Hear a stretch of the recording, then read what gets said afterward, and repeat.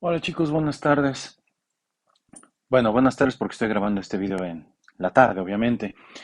Ya les compartí previamente el video donde hago un collage porque ya tenía grabadas algunas de estas explicaciones con respecto a lo que es un poco de la historia de la ciencia, lo más relevante. ¿Ok? La importancia de estudiar todo lo que es el tema de historia de la ciencia radica en que debemos entender cuál ha sido el camino para poder llegar a una simplificación tan básica como lo es el método científico, que en cualquier área científica, ya sea ciencias sociales, ciencias naturales, al final del día nos ayuda muchísimo para poder trabajar de una manera uniforme. Iremos viendo algunos elementos más al respecto de historia de la ciencia, los iremos metiendo por ahí enclavados en los diferentes temas. Hoy vamos a empezar con uno de los temas más importantes con respecto al tema de la metodología de la investigación. Vamos a empezar a revisar el qué es esto de el hacer un planteamiento del problema. Más o menos nos va a llevar una semana o 2 semanas el poder empezar a trabajar con este primer paso. ¿Ok? Entonces vamos a comenzar. Entonces, hoy vamos a ver planteamiento del problema. ¿Ok? Ahorita voy a borrar lo que se me acaba de poner aquí con mi mano gorda. Bueno, ¿qué es esto del planteamiento del problema? Bueno, um, vamos por partes. Al mexicano, en lo general, no le gusta plantear problemas. El mexicano, culturalmente hablando, es más de, pues ahí se verá en el futuro, ¿no? Que Omar del futuro lo resuelva, porque Omar del presente lo que menos quiere es pensar en eso. Es parte de la cultura. Ahora, ¿cómo influye esto directamente en lo que nosotros estamos haciendo en la materia? Bueno, al no haber como tal un, una solidez en nuestra vida cotidiana para plantear problemas, ahí viene la primera problemática. No sabemos exactamente, bueno, cómo es, o sea, cómo se compone un problema, que ese es el principal problema de plantear problemas. Vamos a poner esta primera pregunta. ¿Cómo se plantea? Vamos a ponerle aquí, se compone un problema. Ojo que esto es bien importante, ¿ok? Plantear un problema muchas veces se pinta como algo súper sencillo. Y sí, en efecto lo es. Una vez que ya tienes práctica o una vez que ya has hecho muchos trabajos de investigación, pero siempre la primera vez es lo más difícil del mundo, porque culturalmente hablando no estamos acostumbrados a plantear problemas. Y dos, si socialmente no estamos acostumbrados ni culturalmente, mucho menos en la academia, es decir, en el ámbito educativo. Si ustedes recuerdan, la mayoría de ustedes, independientemente si estudian medicina, biomedicina, nutrición, estomatología, cualquiera de estas, llevaron en la preparatoria, si mal no recuerdo, creo que en el primer año en los bachilleratos generales, en el segundo semestre, se lleva la materia de metodología de la investigación o método científico, no recuerdo cómo se llama. Pero es una materia súper chencha. De hecho, es una materia que deberíamos juntar, por ejemplo, con áreas como la física, como la química, en donde más allá de estudiar el método, ¿sí? Que, o sea, nosotros no somos en realidad estudiosos del método, somos gente que aplica el método. ¿Sí? Necesitaríamos una materia donde esto lo pudiéramos hacer práctico. Les voy a dejar una serie de videos para que ustedes vean cómo el método científico funciona bien para poder entender mejor materias de ese calibre, como una física. Yo soy un fiel creyente que física y química, que eran materias que se me complicaban mucho por el tema de lo abstracto, es decir, son materias en donde hay números, pero la parte abstracta del asunto, es decir, aquello que no puedes ver porque es microscópico, aquello que no puedes ver en física porque es teórico, ¿sí? A mí se me dificultaba, pero si lo hubiéramos visto con un experimento, yo hubiera entendido muchas cosas que he tenido que entender ahora conforme más grande me voy haciendo.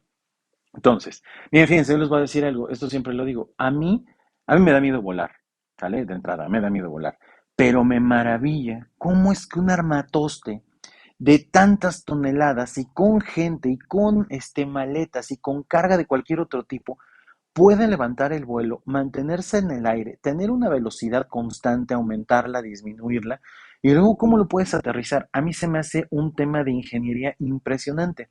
Tal vez no se me haría tan impresionante si hubiera yo entendido el principio físico del cual la aeronáutica, ¿sí? La industria aeronáutica, aeroespacial, parte. Entonces, bueno, vamos entonces, ¿cómo se plantea y cómo se compone un problema? Vamos a ponerlo así. De entrada y en primer lugar, siempre vamos a tener dos enfoques, ¿ok? Siempre vamos a tener dos enfoques. El primer enfoque que vamos a tener para ver las cosas es un enfoque deductivo, ¿ok? Ese es el primero. El segundo enfoque va a ser un enfoque inductivo, ¿ok? Siempre que vemos las cosas o la vemos, vamos a ponerlo traducido a términos reales, lo vemos de lo general a lo particular, ¿ok? Básicamente. Y esto yo le llamo el efecto embudo. Y el efecto embudo lo que hace es precisamente esto. ¿Sale? Un problema lo vemos desde el punto de vista general. Aquí está el mar de problemas que podemos llegar a tener. Y posteriormente, ¿sí? Vamos haciéndolo más pequeño, más pequeño, más pequeño, hasta llegar únicamente a sacar un pequeñísimo problema aquí, que pase por esta compuerta final.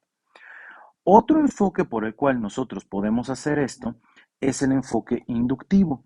Y el enfoque inductivo es al revés, parte de lo particular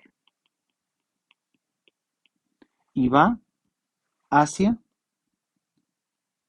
lo general, ¿ok? Parte de lo particular y va hacia lo general. Vamos a ponerlo acá, general. ¿Ok? Siempre que observamos las cosas las vemos así. Ahora, aquí se ve un efecto contrario. Aquí lo que vemos primero es que metemos algo que cabe por ese orificio y posteriormente damos una generalización. ¿Ok? Generalizamos. Ahí está. Esos son los dos enfoques, primero, que debemos entender para saber cómo es que nosotros vemos las cosas. Ahora, ahí les va así como que algunos tips, ¿no? Cuando eres joven, cuando vas creciendo, cuando vas teniendo más conocimientos, más experiencia laboral, más experiencia a lo mejor, por ejemplo, en lo mío, ¿no? En la parte metodológica, tú vas viendo más o menos cómo es que la gente enfoca los problemas, si los ve desde un punto de vista deductivo o si los ve desde un punto de vista inductivo. Por ejemplo, vamos a poner un ejemplo muy, muy, muy generalizado. Si tú vas a un restaurante y te va bien, y es un restaurante, vamos a ponerlo, tipo Vips, que es un restaurante que lo hay en Puebla, lo hay en Chihuahua, lo hay en Coahuila, hay una versión de Vips en España, si mal no recuerdo, que también es de la misma empresa mexicana o administrado por Alsea, hasta donde yo recuerdo. Tú vas a un Vips y es una experiencia particular, voy a señalarlo aquí, es una experiencia particular. Tú fuiste solamente un Vips. Después de haber ido a ese Vips, vamos a suponer que tu experiencia fue buena. Entonces, en automático, para ti, para tu cerebro, ahorita no estoy hablando de problematizar, ojo, nada más estoy haciendo el ejemplo de cómo es que funcionan estos métodos deductivos e inductivos, ¿no? Tú fuiste a VIPS, te fue bien, partiendo de esa experiencia que te fue bien, tú dices, si en este VIPS me fue bien, quiere decir que en todos los VIPS me va a ir bien. ¿Ya vieron? Ese es un enfoque inductivo. Ahora, un enfoque deductivo. Ese es un enfoque en el cual te metes en un mar de cosas, ¿sí? ¿Y por qué en un mar de cosas? Ahorita vamos a poner un ejemplo muy concreto para que ustedes vayan viendo. Te metes en un mar de cosas porque no tienes el nivel de precisión, ¿sí? No tienes la capacidad todavía de poder ver un problema tan fragmentado, tan segmentado, tan conciso y tan preciso, ¿ok? Por eso siempre lo ves general. Ahorita van a ver cuál es el ejemplo. Y una vez que tú ya viste el problema en lo general, lo que vas haciendo es que, digamos, vas bajando ciertos escalones que te van a permitir llegar a poder sacar solamente una pequeña parte del problema, ¿sí? De un problema gigante.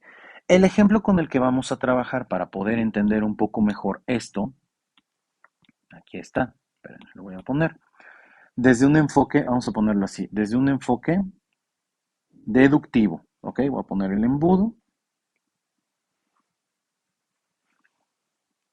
Y aquí le vamos a poner desde un enfoque, ¿sí? Deductivo. ¿Ok? Vamos a hablar, por ejemplo, vamos a meter acá, la pobreza. ¿Ok? ¿Ya vieron? La pobreza. Y queremos llegar a un punto final con respecto a la pobreza. Voy a soltar una pregunta. Muchas veces las preguntas nos pueden ayudar, preguntas guías, nos pueden ayudar a entender perfectamente bien cómo es que trabaja el efecto embudo. Entonces yo puedo ir haciendo una serie de preguntas que voy a ir tratando de responder. De entrada, por ejemplo, voy a hacerme una pregunta. ¿Qué sé de la pobreza? ¿Qué sé de la pobreza? ¿Ok? ¿Qué sabes de la pobreza?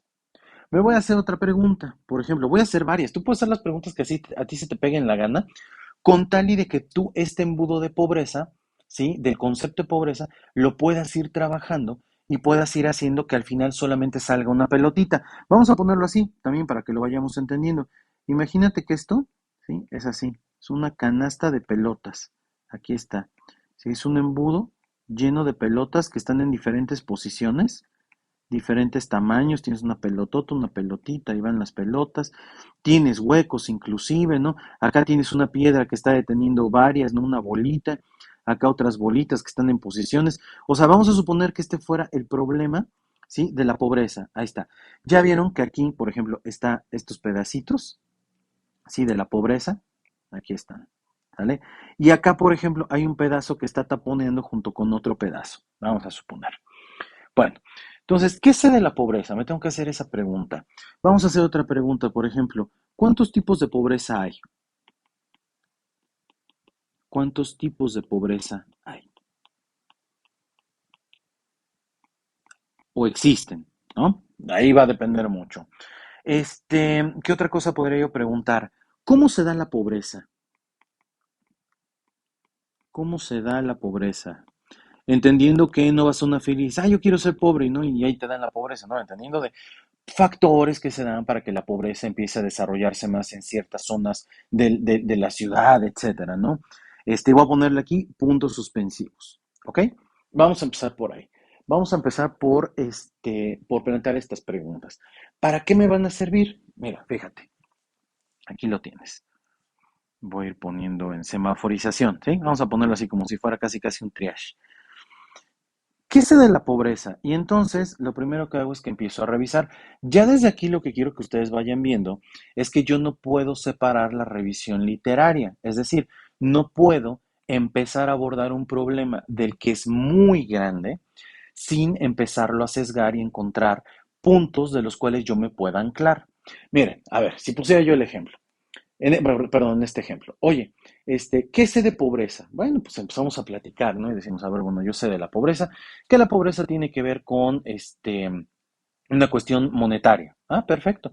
Entonces, tú tienes una perspectiva de la pobreza solo monetaria, cuando la pobreza podría tener a lo mejor una perspectiva más allá de lo monetario, podría tener una perspectiva de lo espiritual, podría tener una representación a lo mejor en la parte de la salud, ¿no? Y empieza a encontrar varias cosas.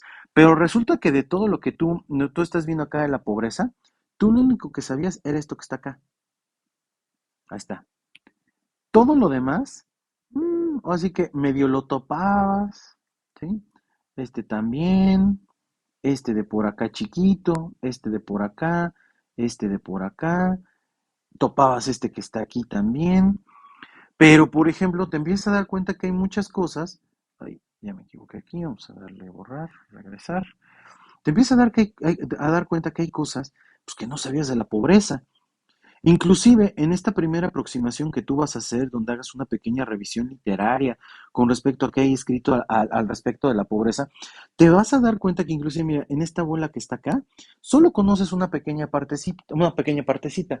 Las bolas que están en blanco, que estoy dejando en blanco ahí tal cual, pues son cosas que a ti ni siquiera se te van a ocurrir, pero ni por error, porque pues todavía no llegas a un nivel de conocimientos así de fuerte. Y ojo, ojo con lo que voy a decir, no es tu culpa.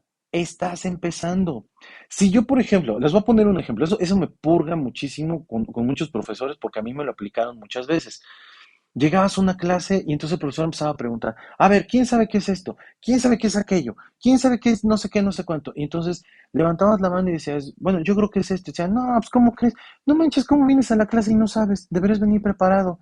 Y para mí siempre fue, bueno, de entrada, no sé, profe, si me hubiera dado el programa, pues con todo gusto, ¿no? Hubiera yo tratado de venir preparado.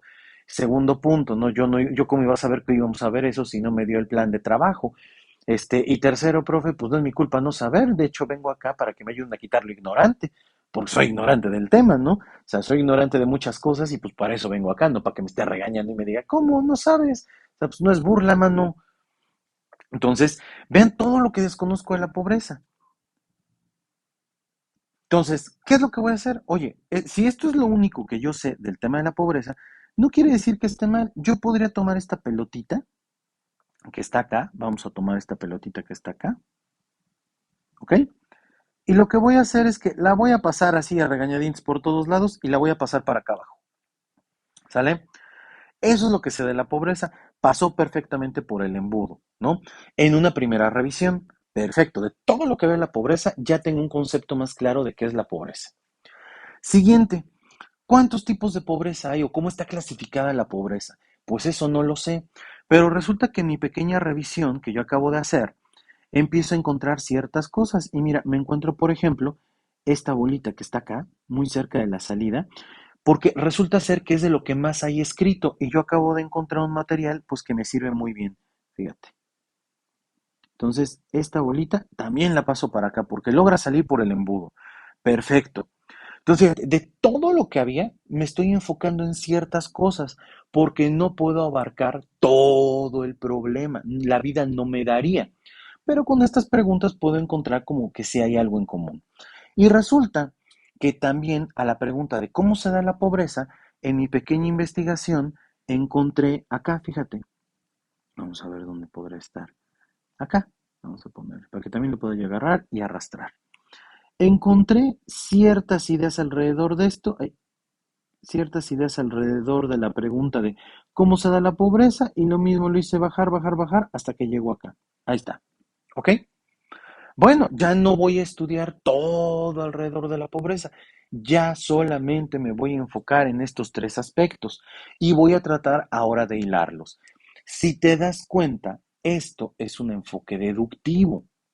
Batman, para poner el mejor ejemplo, cuando llega a una escena del crimen, sí, Batman lo que hace, si han jugado un videojuego de Batman, alguna vez han leído Batman, su versión Detective Comics, no Batman, el cómic normal de Batman, sino la versión Detective Comics, Batman es un detective. Y entonces cuando Batman llega a una escena del crimen, hagan de cuenta que lo que ve Batman es esto. Batman ve un asesinato, ¿ya vieron? Así, en lo general, aquí mataron a alguien, aquí pasó algo. Entonces el buen Batman, utilizando su tecnología, sus herramientas, ya después veremos, ¿no? En el mismo ejemplo de Batman, ¿sí? Batman llega y dice, a ver, aquí mataron a alguien, y entonces empieza a analizar la situación. Y las primeras preguntas que se hace Batman, siempre como buen detective, es, ¿qué es lo obvio de esto? ¿Sí? ¿Qué es lo obvio? Pues acá, pues, ¿qué es del asesinato? Bueno, ¿a quién mataron? ¿Sí? ¿Cómo lo mataron? ¿Quién encontró el cadáver?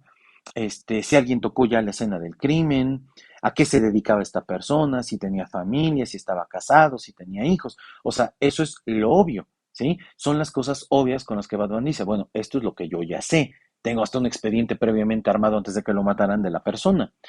Siguiente pregunta que Batman se hace. ¿Qué es lo que no sé?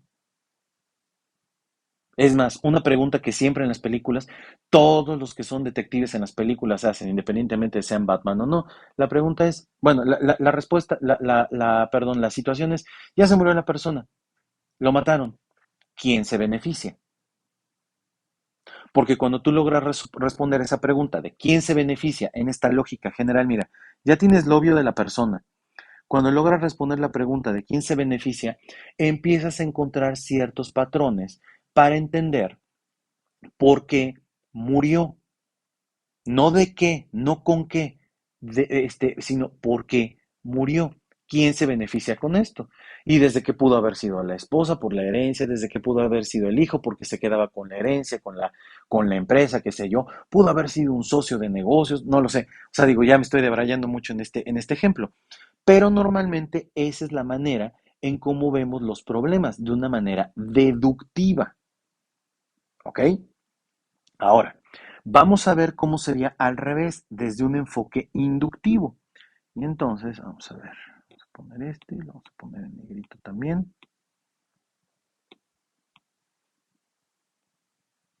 Ahí está, también Voodoo, aquí está la salida.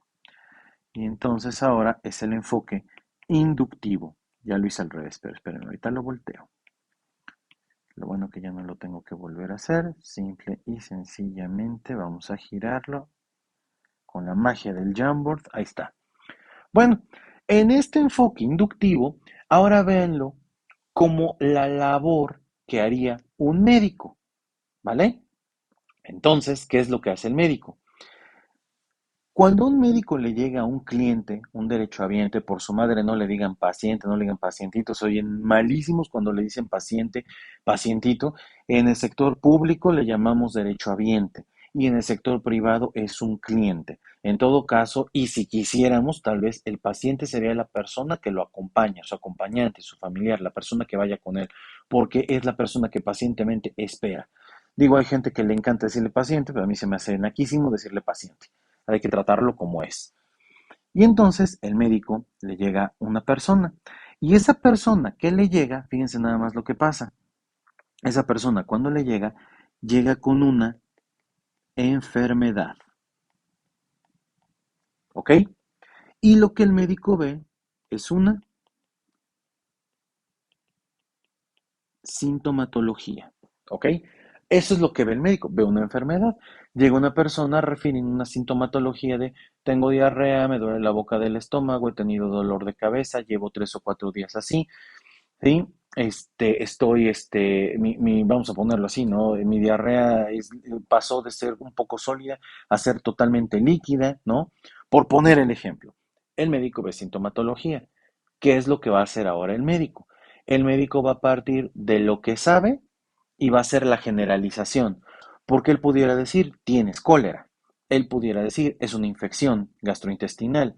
Él pudiera decir, tienes, no sé, algún otro tipo de enfermedad, ¿no? Lo que tú quieras y mandes que él se puede imaginar. Pero para hacer esto, él lo que va a hacer es la escalerita al revés. Va a tratar de que a través de esa sintomatología, vamos a ponerlo acá, va a tratar de ir encontrando aquellas bolitas que sean capaces, ¿sí?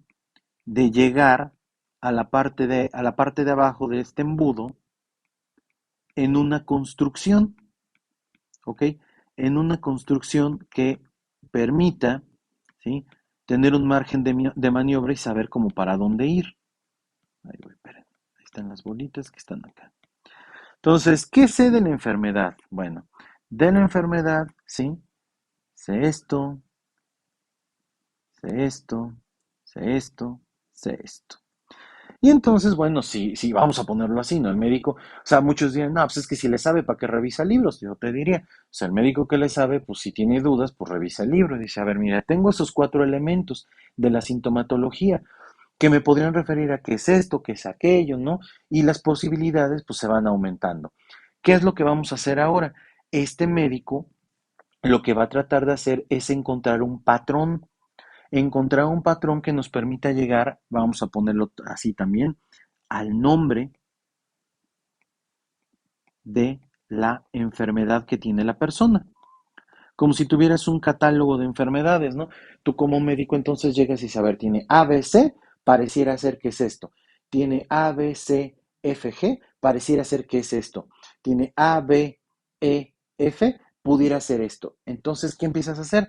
Haces una revisión literaria y conforme tú vas haciendo tu pequeña revisión literaria para ver en qué encaja, fíjate, dices, podría ser este, podría ser este, podría ser este, podría ser este.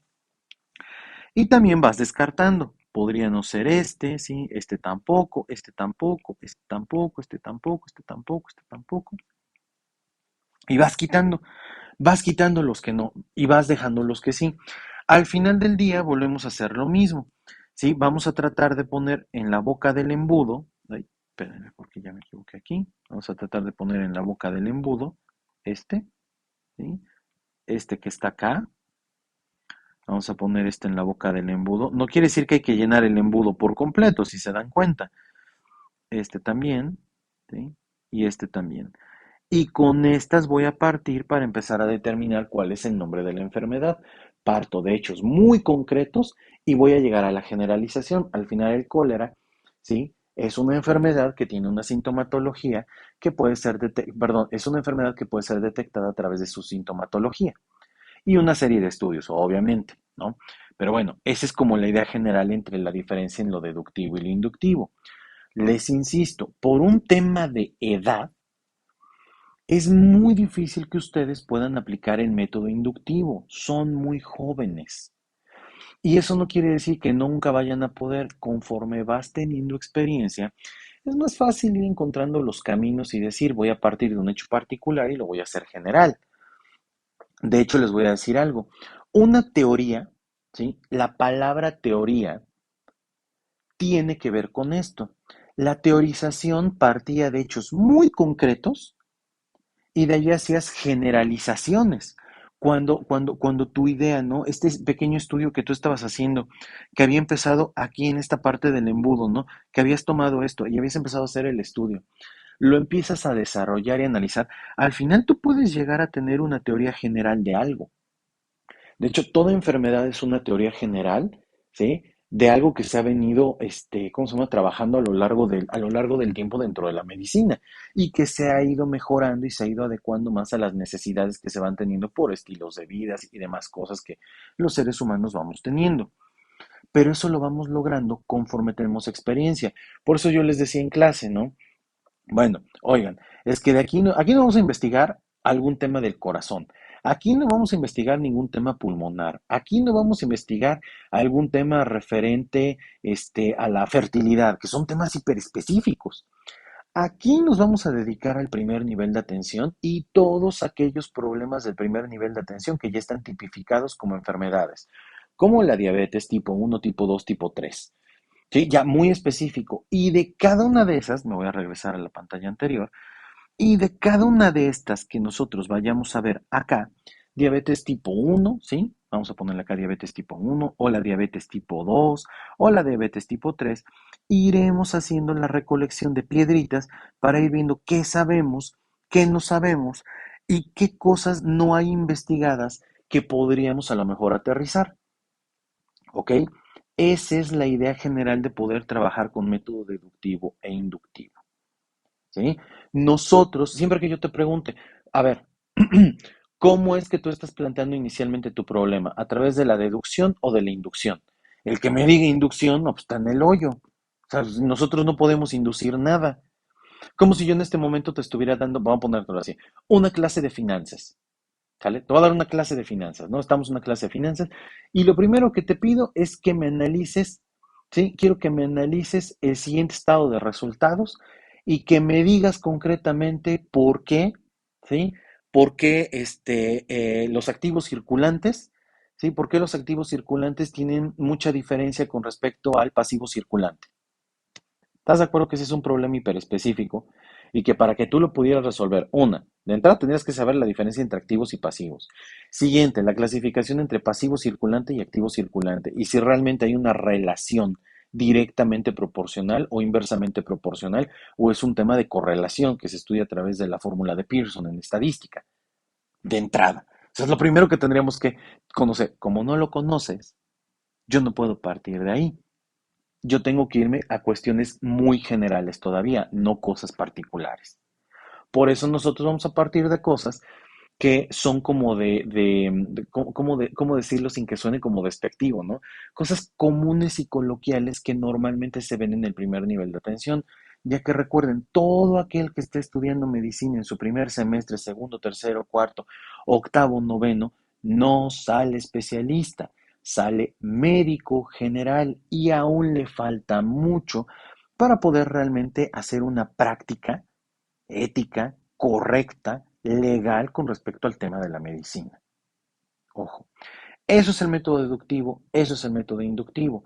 Y esto es lo primero para que nosotros podamos entender cómo es que debemos plantear problemas inicialmente, ¿no? ¿Desde qué enfoque? Enfoque deductivo. Ese es el que vamos a utilizar. Aunque ya expliqué los dos, el enfoque utilizar y justificar cualquier cosa que vayan a hacer es deductivo, ¿sale? En los siguientes materiales que les voy a ir compartiendo, iré explicando más elementos para el planteamiento del problema. Por el momento aquí lo dejamos. Un saludo. Gracias.